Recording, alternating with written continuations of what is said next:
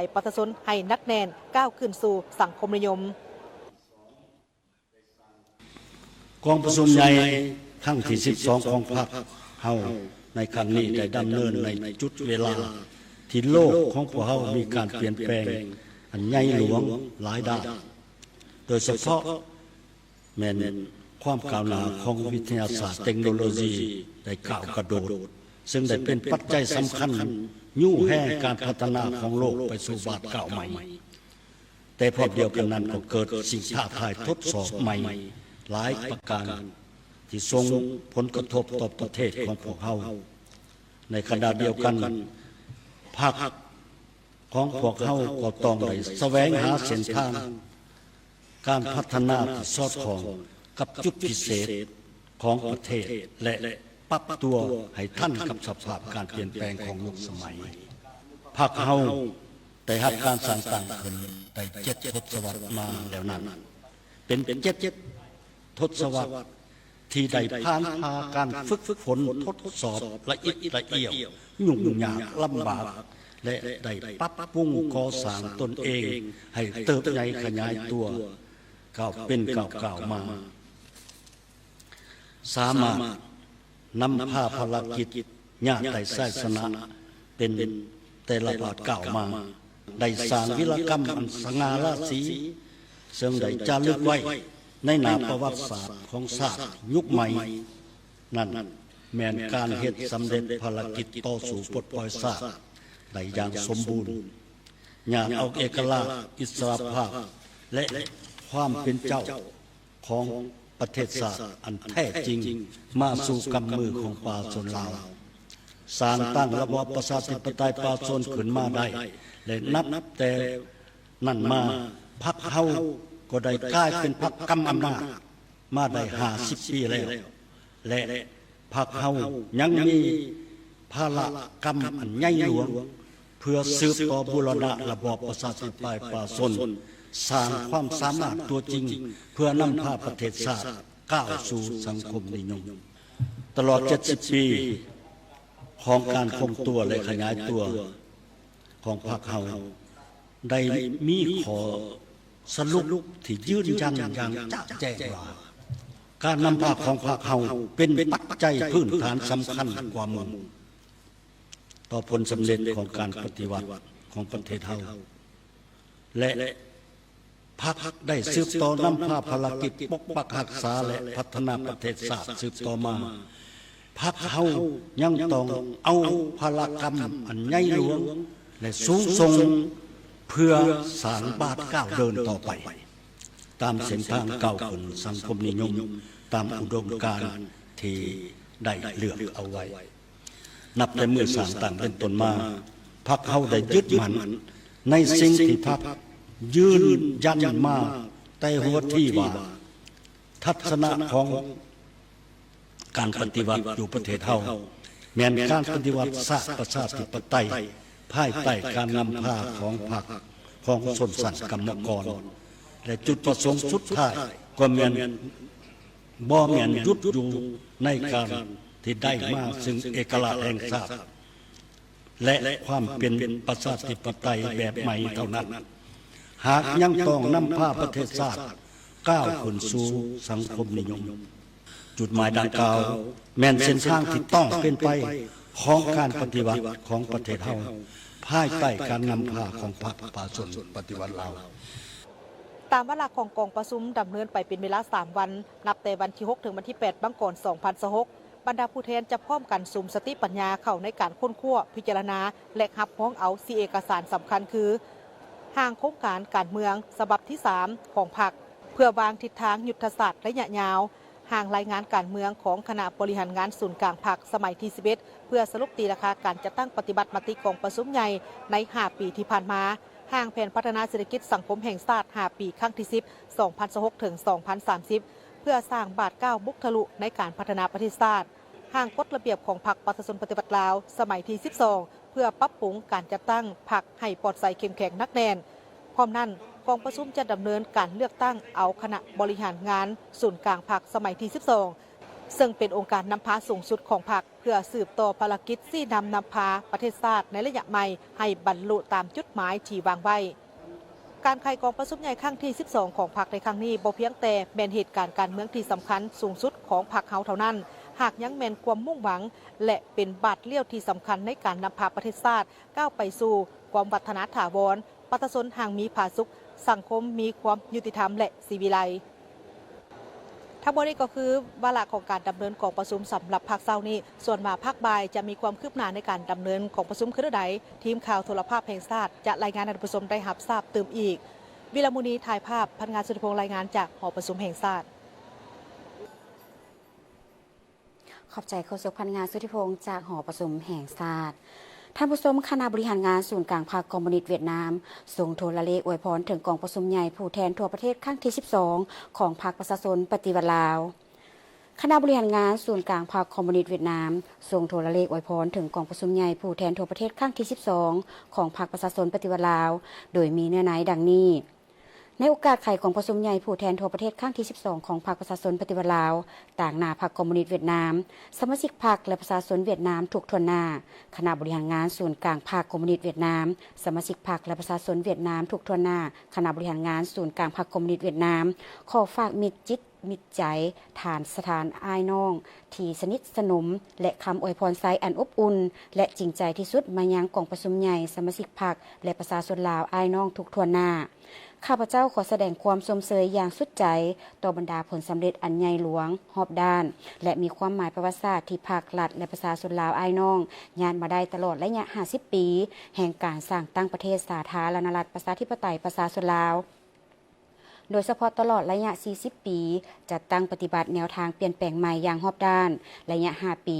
จัดตั้งแผนขยายมติกองประชุมใหญ่ครั้งที่ 11 และแผนพัฒนาเศรษฐกิจสังคมระยะ 5 ปีครั้งที่ 9 ภายใต้การนำพาอันสลาดซองใสของพรรคประชาชนปฏิวัติลาวความไว้วางใจและบทบาทของสาธารณรัฐประชาธิปไตยประชาชนลาวนับมือได้รับการยกสูงในเวทีสากลบรรดาผลสำเร็จดังกล่าวสืบต่อยืนยันต่อแนวทางอันถูกต้องและประดิษฐ์สร้างของพรรคประชาชนปฏิวัติลาวแสดงให้เห็นถึงคุณค่าปฏิวัติอันกล้าแกนมั่นคงต่อหน้าทุกความยุ่งยากสิ่งท้าทายบุกบืนอย่างบ่หยุดยั้งเพื่อเป้าหมายเอกราชแห่งชาติสร้างสาประเทศชาติให้หังมีเข้มแข็งนำเอาความผาสุกมาสู่ประชาชนพร้อมกันนั้นก็ประกอบส่วนอย่างตั้งหน้าเข้าในภารกิจสันติภาพเอกราชแห่งชาติประชาธิปไตยและก้าวหน้าทางสังคมอยู่ในโลก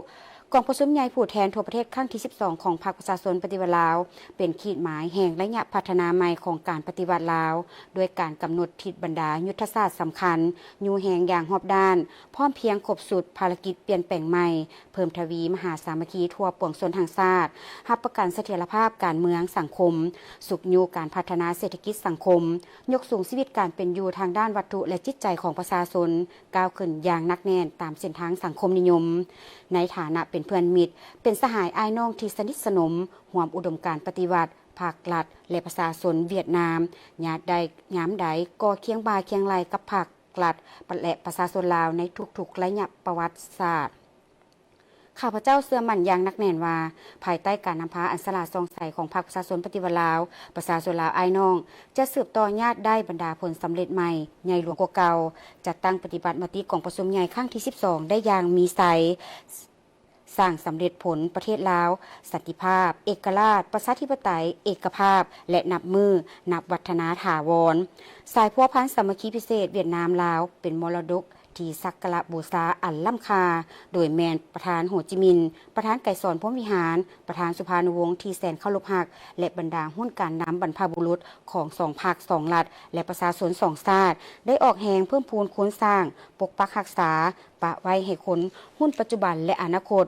สายพัวพันดังกล่าวนี้ได้รับการฝึกฝนหล่อหลอมผ่านระยะแห่งสงครามและสันติภาพเป็นทรัพย์สมบัติรวมศักดิ์สิทธิ์ที่สุดของ2 ชาติมีลักษณะเป็นตายต่อภารกิจปฏิวัติของแต่ละประเทศการพัวพันระหว่าง2 ภาค 2 รัฐและประชาชนเวียดนามลาวมีบทบาทยุทธศาสตร์สำคัญตัดสินต่อภารกิจปกปักรักษาเอกราชแห่งชาติอธิปไตยและพื้นแผ่นดินอันครบถ้วนเสถียรภาพทางด้านการเมืองพัฒนาเศรษฐกิจสังคมและก่อสร้างสังคมนิยมอยู่แต่ละประเทศพร้อมเดียวกันนั้นประกอบส่วนอย่างตั้งหน้า มีความหมายเข้าในการรักษาสันติภาพความมั่นคงสุขอยู่การร่วมมือและการพัฒนาอยู่ในภาคพื้นและในโลกปี 2025 เป็นขีดหมายบาทก้าวหนึ่งของการพัฒนาที่มีลักษณะประวัติศาสตร์ในการพัวพันของสองประเทศเมื่อสองฝ่ายเป็นเอกภาพยกระดับและเฮ็ดให้การพัวพันเวียดนามลาวลึกซึ้งขึ้นสู่ระดับใหม่กลายเป็นมิตรภาพอันยิ่งใหญ่ความสามัคคีพิเศษการร่วมมือรอบด้านและหุ้นส่วนยุทธศาสตร์สิ่งดังกล่าวแสดงให้เห็นถึงความไว้วางใจทางด้านการเมืองอย่างลึกซึ้งมั่นคงระหว่างสองภาคสองรัฐพร้อมทั้งยืนยันถึงความตัดสินใจทางด้านการเมืองในระดับสูงสุดของการนำพาขั้นสูงของสองประเทศในการยกระดับการพัวพันเวียดนามลาวขึ้นสู่ระดับใหม่แทนเหมาะกับสถานการณ์ประวัติศาสตร์ใหม่ตอบสนองความปรารถนาอันยาวนานของประชาชนสองประเทศและความเรียกร้องต้องการของยุทธศาสตร์ในระยะการพัฒนาใหม่ภาครัฐและประชาชนเวียดนามยืนยันว่าจะเฮ็ดสุดความสามารถของตนร่วมกับภาครัฐและประชาชนลาวปกปักรักษาเสริมขยายและถ่ายทอดให้บรรดาคนรุ่นต่อๆไปเกี่ยวกับสายพัวพันสามัคคีพิเศษเวียดนามลาวเวียดนามตลอดไปในโอกาสอันสง่าราศีนี้พวกข้าพเจ้าขอแสดงความขอบใจอย่างจริงใจและลึกซึ้งที่สุดต่อการสนับสนุนช่วยเหลืออันใหญ่หลวงล้ำค่าหมดจิตหมดใจและมีประสิทธิผลที่ภาครัฐและประชาชนลาวอ้ายน้องให้แก่ภาครัฐและประชาชนเวียดนามในภารกิจต่อสู้ปลดปล่อยชาติท่อนโฮมประเทศชาติเป็นหนึ่งเดียวในเมื่อก่อนก็คือร่วมขบวนการกับเวียดนามในการก้าวเข้าสู่สังกัดใหม่สังกัดแห่งการเบินตัวพัฒนาอย่างเข้มแข็งอวยพรให้กองประชุมใหญ่ผู้แทนทั่วประเทศครั้งที่ 12 ของพรรคประชาชนปฏิวัติลาวจงประสบผลสำเร็จอย่างจบงามอวยพรให้สายพัวพันมิตรภาพอันยิ่งใหญ่ความสามัคคีพิเศษการร่วมมือรอบด้านและหุ้นส่วนยุทธศาสตร์ระหว่างสองภาคสองรัฐและประชาชนสองชาติเวียดนามลาวจงเขียวสดงดงามและมั่นคงทะนงแกนสัวกาลนาน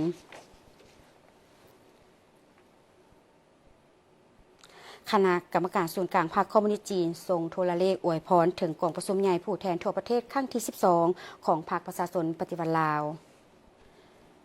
เนื่องในโอกาสกองประชุมใหญ่ผู้แทนทั่วประเทศครั้งที่ 12 ของพรรคประชาชนปฏิวัติลาวไขขึ้นอย่างมีไซคณะกรรมการศูนย์กลางพรรคคอมมิวนิสต์จีนขอตั้งหน้าพรรคและประชาชนจีนแสดงความสมเสยอย่างสุดใจมายังกองประชุมใหญ่ผู้แทนทั่วประเทศครั้งที่ 12 ของพรรคประชาชนปฏิวัติลาวและแสดงความยื้อยามถามข่าวความอวยพรไซอันประเสริฐมายังสมาชิกพรรคและประชาชนลาวทุกทั่วหน้าพรรคประชาชนปฏิวัติลาวเป็นแกนนำอันนักแน่นของประชาชนลาวและภารกิจสังคมนิยมของประเทศลาวนับแต่กองประชุมใหญ่ครั้งที่ 11 เป็นต้นมาศูนย์กลางพรรคประชาชนปฏิวัติลาวโดยมิตรสหายทองล้วนศรีสุริตเป็นเลขาธิการใหญ่นั้นได้เพิ่มทวีการก่อสร้างพรรคและปรับปรุงบทบาทการนำพาของพรรคนำพาและสามัคคีกับประชาชนลาวบรรดาเผ่าตั้งหน้าแสวงหาเส้นทางการพัฒนาสังคมนิยมที่สอดคล้องกับสภาพตัวจริงของประเทศตนเองสุขอยู่การพัฒนาภารกิจของพรรคและรัฐได้รับผลสำเร็จสำคัญจำนวนหลวงหลายฝ่ายจีนตีราคาสูงและรู้สึกปิติสมซื่นนำอย่างจริงใจกองประชุมใหญ่ผู้แทนทั่วประเทศครั้งที่ 12 ของพรรคประชาชนปฏิวัติลาวแม่นกองประชุมสุดที่มีความหมายสำคัญและเป็นขีดหมายให้แก้ขบวนการพัฒนาภารกิจสังคมนิยมของสาธารณรัฐประชาธิปไตยประชาชนลาวกองประชุมครั้งนี้จะพิจารณาและรับรองเอาโครงการ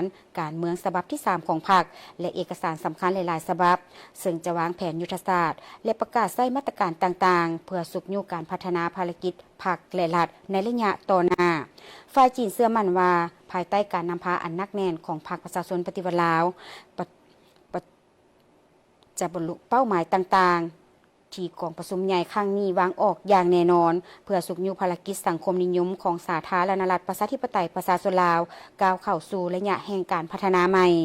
ประเทศจีนและประเทศลาวล้วนแล้วแต่เป็นประเทศสังคมนิยมที่นำพาโดยพรรคคอมมิวนิสต์พรรคและรัฐบาลจีนย้ำใดก็ถือสำคัญต่อสายพัวพันระหว่าง2 พรรค 2 รัฐจีนลาวจากมุมมองยุทธศาสตร์ในระดับสูงและยาวไกลในสภาพการใหม่นี้ฝ่ายจีนยินดีร่วมกันกับฝ่ายลาวถือเอาความรับรู้อันสำคัญที่เป็นเอกภาพกันของการนำสูงสุดของพรรค2 รัฐเป็นทิศชี้นำเพิ่มทวีการปรึกษาหารือทางด้านยุทธศาสตร์ลงลึกการแลกเปลี่ยนและการร่วมมือซึ่งกันและกันสุขอยู่การสร้างคูความศัตรกรรมจีนลาวอย่างตั้งหน้าสุขอยู่สายพัวพันคูความยุทธศาสตร์รอบด้านระหว่างจีนลาวให้มีการพัฒนาอย่างต่อ ต่อเนื่องและมั่นเทียงสร้างความผาสุกให้แก่ประชาชนสองชาติและประกอบส่วนอย่างตั้งหน้าอันใหม่ให้แก่ภารกิจสันติภาพการพัฒนาและความก้าวหน้าของโลกขออวยพรให้กองประชุมใหญ่ผู้แทนทั่วประเทศครั้งที่ 12 ของภาคประชาชนปฏิวัติลาวจงประสบผลสำเร็จอย่างจบงามท่านผู้ชมโดยภายใต้การซี่นำพาอันถูกต้องสลาดซองใสของศูนย์กลางภาคใน5 ปีผ่านมาเฮ็ดให้ประเทศลาวประเทศชาติได้รับการพัฒนาอย่างบ่หยุดยั้งชีวิตการเป็นอยู่ของประชาชนบรรดาเผ่านับมือดีขึ้นในโอกาสที่เข้าร่วมกองประชุมใหญ่ผู้แทนทั่วประเทศครั้งที่ 12 ของภาคประชาชนปฏิวัติลาวที่จัดขึ้นในระหว่างวันที่6-8 มกราคม 2026 ที่หอประชุมแห่งชาตินครหลวงเวียงจันทร์กองประชุมครั้งนี้ดำเนินภายใต้คำขวัญยกสูงบทบาทการนำพาที่เข้มแข็งของพรรคตั้งหน้าสร้างเศรษฐกิจเอกราชเป็นเจ้าตนเองสืบต่อบูรณะระบอบประชาธิปไตยประชาชนให้นักแน่นก้าวขึ้นสู่สังคมนิยมสหายแสงสุวรรณวงศ์คำกรรมการพรรคแขวงเลขาคณะพรรคหักฐานหัวหน้าแผนกวัฒนธรรมและการท่องเที่ยวแขวงหัวพันคณะผู้แทนสมบูรณ์แขวงหัวพันได้ให้สัมภาษณ์ต่อทีมข่าวโทรภาพแห่งชาติลาวโดยยกให้เห็นเกี่ยวกับความหมายสำคัญของกองประชุมใหญ่ผู้แทนทั่วประเทศครั้งที่ 12 ของพรรคประชาชนปฏิวัติลาวสหายได้แสดงความรู้สึกภาคภูมิใจเป็นอย่างยิ่งที่ได้เข้าร่วมกองประชุมครั้งสำคัญในครั้งนี้เห็นว่าภายใต้การชี้นำพาอันถูกต้องสลาดซองใสของศูนย์กลางพรรคตลอดระยะ5 ปีผ่านมาเฮ็ดให้ประเทศชาติได้รับการพัฒนาอย่างบ่หยุดยั้งชีวิตการเป็นอยู่ของประชาชนบรรดาเผ่านับมือนับดีขึ้นพร้อมนี้การกาเกี่ยมความพร้อมในด้านต่างๆของกองประชุมแม้นมีความพร้อมรอบด้านเป็นการแสดงให้เห็นถึงผลสำเร็จอันแท้จริงในการชี้นำพาจัดตั้งปฏิบัติแนวทางนโยบายต่างๆของพรรคระยะที่ผ่านมาโดยมีผลงานอันพ้นเด่นหลายๆด้านกองประชุมใหญ่ผู้แทนทั่วประเทศครั้งที่ 12 ของพรรคประชาชนปฏิวัติลาวเป็นกองประชุมใหญ่องค์การนำพาสูงสุดของพรรคเพื่อตัดสินชี้ขาดบรรหารยุทธศาสตร์สำคัญพื้นฐานและยาวนานของภารกิจในการพัฒนาสร้างสรรค์ประเทศชาติให้มีความก้าวหน้ารุ่งเรืองขึ้นเรื่อยๆซึ่งกองประชุมดังกล่าวนี้เป็นเหตุการณ์ประวัติศาสตร์ที่สำคัญของประเทศศาสตร์ของพรรคของเฮาหั่นแหละเพราะว่าบนพื้นฐานการนำพาของพรรคเนาะมาฮอดปัจจุบันนี้พวกเราก็เห็นว่าประเทศศาสตร์บ้านเมืองของเราได้รับการพัฒนาดีขึ้นเรื่อยๆเนาะโดยเฉพาะอยู่แขวงหัวพันพวกเฮาถึงว่าเป็นเขตที่ยุ่งยากกันดารแต่ว่าก็ได้รับการพัฒนาแสดงออกอันที่1ปัญหาการเมืองเนาะเศรษฐกิจสังคมหรือว่าการเมืองอะไรมีเสถียรภาพเนาะทั่วแขวงประชาชนบรรดาเผ่าก็ได้มีความอุ่นเอียนทุนเทียงเนาะมีความสามัคคีปองดองพร้อมกันสร้างสาพัฒนาแขวงหัวพันเนาะด้านเศรษฐกิจถึงว่าพวกเราเป็นแขวงที่ทุ่งยากแต่ว่าเมื่อเทียบกับ5 ปีผ่านมาก็เห็นว่าหลายด้านก็มีการเติบใหญ่ขยายตัวตามลำดับเนาะและเฉพาะการแก้ไขปัญหาครอบครัวหรือรูปร่างความยุ่งยากนี่ก็เห็นว่าครอบครัวทุกอย่างก็เห็นว่าลดลงเป็นจำนวนลงหลายภายใต้การชี้นำพาของคณะบริหารงานศูนย์กลางพรรคก็คือองค์คณะพรรคแขวงหัวพันตลอดระยะ5 ปีผ่านมาเฮ็ดให้เวียกงานวัฒนธรรมและท่องเที่ยวแขวงหัวพันได้รับการพัฒนาขึ้นเทื่อละก้าวแล้วเฉพาะโครงเขตเวียกงานวัฒนธรรมท่องเที่ยวเนาะซึ่งเป็นหน้าที่ข้าพเจ้าไปสอบก็สังเกตเห็นว่าภายใต้การนำพาอันถูกต้องของพรรคจะเป็นขั้นศูนย์กลางขั้นแขวงก็เฮ็ดให้เวียกงานวัฒนธรรมท่องเที่ยวอยู่แขวงหัวพันได้รับการพัฒนาเทื่อละก้าวเป็นต้นว่าการสร้างครอบครัวสร้างบ้านและสร้างกรมกองวัฒนธรรมพวกเฮากับปฏิบัติได้ลื่นขาดไม้ที่กองประชุม5 ปีข้างก่อนวางออกเนาะและกระบวนการศิลปะวรรณคดีเนาะการเฮ็ดบุญศีลกินทานประเพณีอื่นๆของประชาชนบรรดาเผ่าก็เป็นกระบวนการกว้างขวางสามารถเป็นการดึงดูดการท่องเที่ยวอันหนึ่งและเฉพาะเรื่องงานท่องเที่ยวอยู่แขวงหัวพันก็ได้รับการยกระดับขึ้นเรื่อยๆเนาะซึ่งอันพิเศษนั้นคือเมืองเวียงไส้ก็ได้รับรางวัลเนาะเป็นเมืองท่องเที่ยวสะอาดอาเซียนและก็แหล่งท่องเที่ยวขี่เรือส้มสัตว์ป่ากลางคืนคือลองดำเนินป่าเขตอุทยานแห่งชาติน้ำแอดพูเลยฮะก็ได้รับรางวัลระดับอาเซียนคือกันและอื่นๆเนาะอันนี้เป็นผลงานการชี้นำพาของพรรคประชาชนปฏิวัติลาวพวกเราตลอดระยะผ่านมา และภายหลังที่สำเร็จของประชุมจะได้นำเอาเนื้อในจิตใจของมติของประชุมใหญ่ครั้งที่ 12 ของพรรคประชาชนปฏิวัติลาวครั้งนี้นำไปจัดตั้งพันธุ์ขยายอย่างเลิกเซิงเข้าในโครงเขตเวียกงานที่ตนรับผิดชอบให้ปรากฏผลเป็นจริงท่านผู้ชมที่เคารพเพื่อเป็นการคำนำหับตอนกองประชุมใหญ่ผู้แทนทั่วประเทศครั้งที่ 2 ของพรรคประชาชนปฏิวัติลาวทีมข่าวโทรภาพแห่งชาติลาวมีบทหวนคืนกองประชุมใหญ่ครั้งที่ 13 ของพรรคซึ่งได้ไขขึ้นในวันที่ 27-30 เมษายน 1982 มานำเสนอ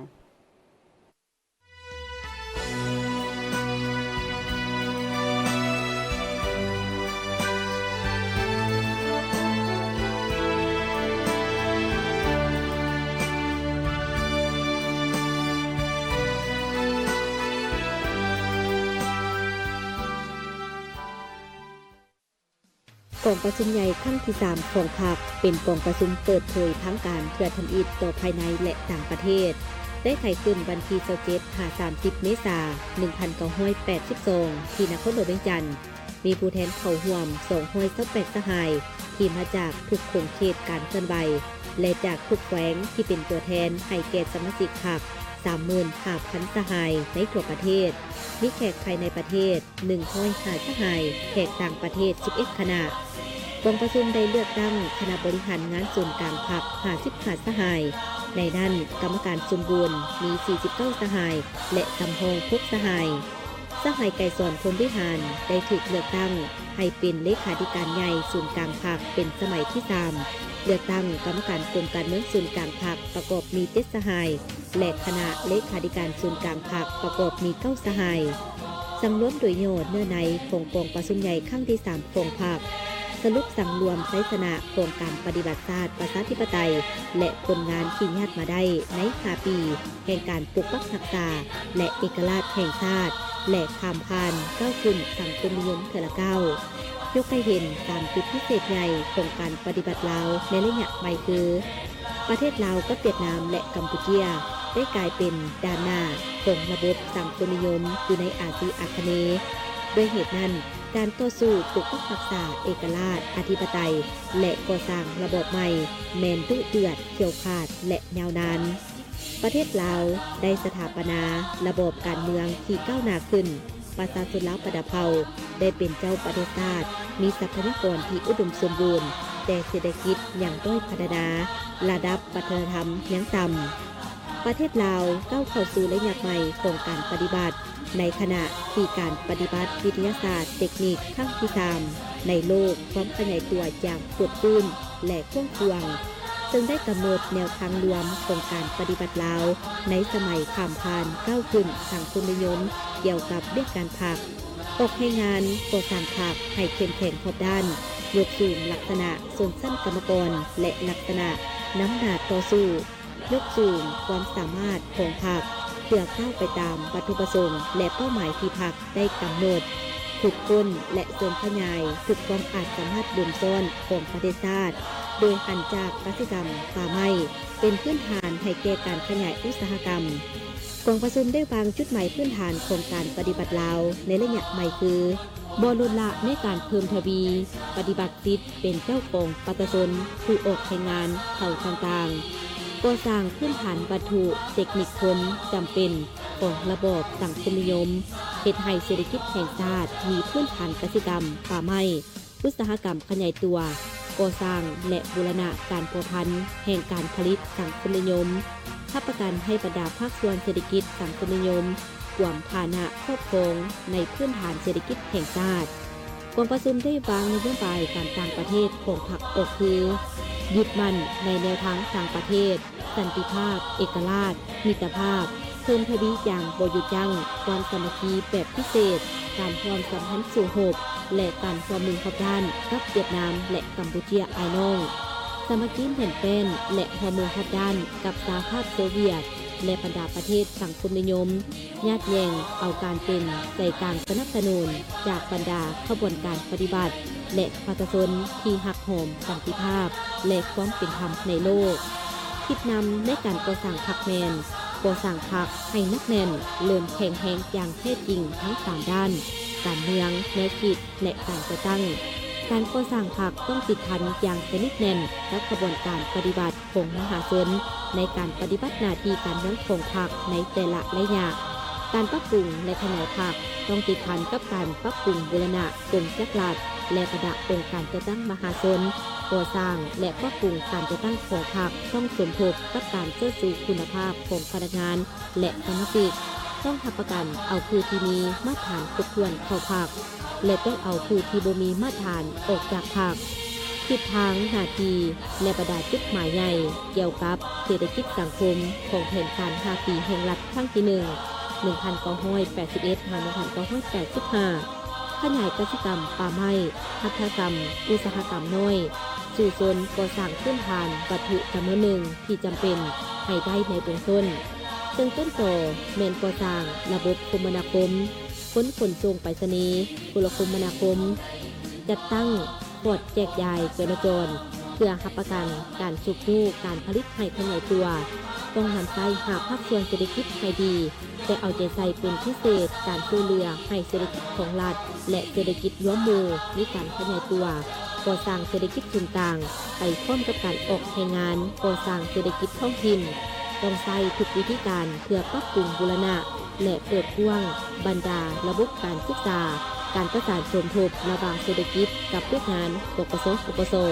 ปรับปรุงและเพิ่มทวีการความสัมพันธ์ร่วมมือทางด้านเศรษฐกิจกับเวียดนามและกัมพูชาบนพื้นฐานเสมอภาพต่างฝ่ายต่างมีผลประโยชน์ปรับปรุงบูรณะกลุ่มจักคุ้มครองเศรษฐกิจปฏิบัติระบบรวมศูนย์ประชาธิปไตยอย่างเข่งขรัด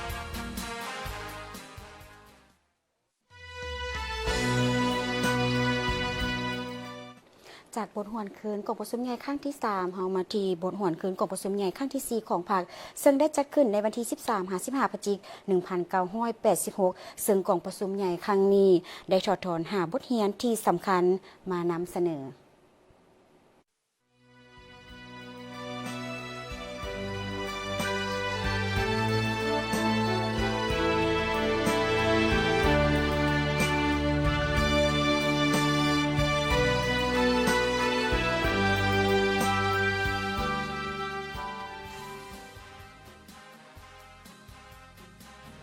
กองประชุมใหญ่ครั้งที่4ของพรรคแม่นกองประชุมแห่งการเปลี่ยนแปลงใหม่ครอบด้านอย่างมีหลักการได้ไขขึ้นแต่วันที่13ถึงวันที่15พฤศจิกายน 1986ที่นครหลวงวิจันทร์ภายใต้การเป็นประธานของสหายไกรสอนพรหมวิหารมีจำนวนผู้แทนเข้าร่วม303สหายเป็นตัวแทนให้แก่สมาชิกพรรค 45,000 กว่าสหายในทั่วประเทศแขกถูกเชิญภายใน200สหายได้เลือกตั้งคณะบริหารงานศูนย์กลางพรรค60สหายในนั้น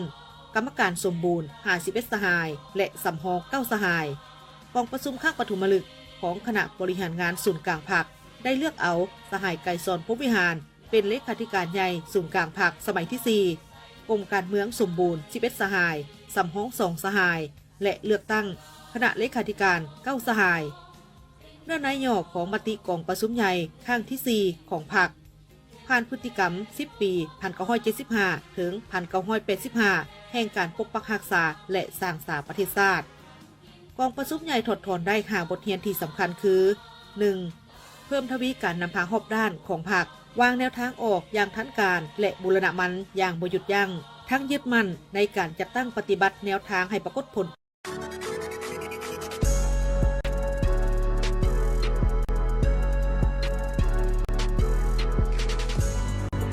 ความคลาสสิก